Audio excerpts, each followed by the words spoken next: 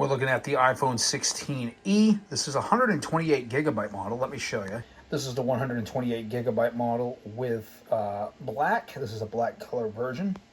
So you're basically getting the standard iPhone 16 in black with that one main camera, which is a 48 megapixel. And they're missing the ultra-wide camera here, but it's still a decent phone overall. Taking a look around the phone, it gets your flash, noise-canceling microphone right there, the Apple logo, and it's a matte back.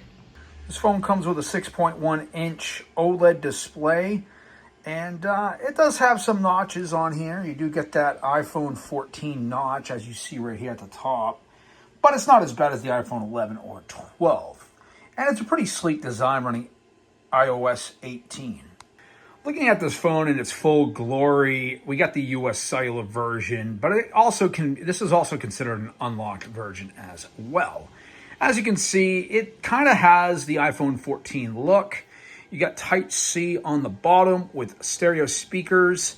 It's also again, Type-C, which is great, and it has 20-watt fast charging and 7-watt wireless charging.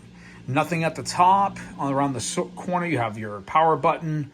On this side, you have that new switch that can be used for any application, and an up and down volume rocker. Unlike the new iPhone 16 and iPhone 16 Pro, you don't get the dedicated camera button. You also get your Type-C charger with no charging brick, and you get your basically information pack and booklet. No more stickers available.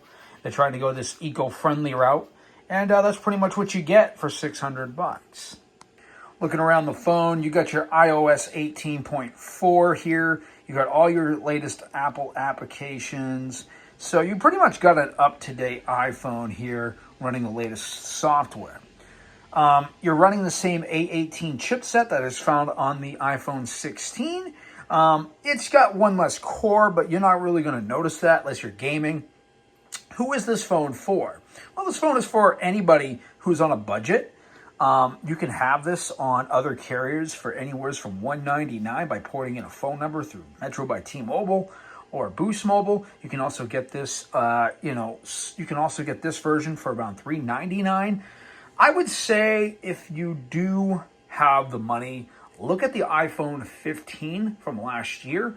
You will be getting a slightly brighter display. This only gives you 800 nits of brightness, but it's still a really good phone. You're still getting a solid OLED panel here. It's on par with iPhone 13 and the 14 series of phones.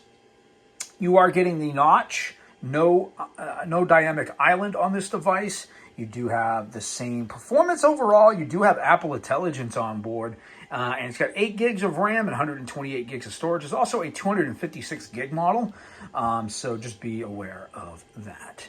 Who is this phone for? Well, again, like I said, somebody like a grandmother, someone's first iPhone. Maybe you just want something to upgrade from maybe you had an SE, iPhone SE 2020, or an iPhone SE third generation. This is basically what this phone is for.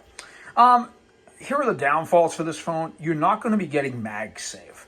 And what that means is a lot of these iPhones will have MagSafe on them. And MagSafe obviously is used with putting a wallet on here. You can also hook this up to a Mag charger, which gives you excellent, it's good portability. Maybe you want to put it in your car. This version of the iPhone 16 does not give you MagSafe. Now, there are chargers you can buy, and I don't think it's a big deal. You can go to your local Walmart and buy one for $20. They sell MagSafe chargers or MagSafe cases. Now, the problem with these iPhone 16es is Apple is kind of ripping people off with these type of devices because at this price range, you're not getting MagSafe. You're only getting one camera, and this phone has been dogged on a lot of YouTube videos about not having the full-fledged, iPhone 16, missing one core. But if you're just an average user who wants to get into the Apple ecosystem, just because it doesn't have MagSafe, just because it doesn't have 2 cameras, it still gives you the 48 megapixel rear camera on here. And that rear camera is still very capable, as you can see right here.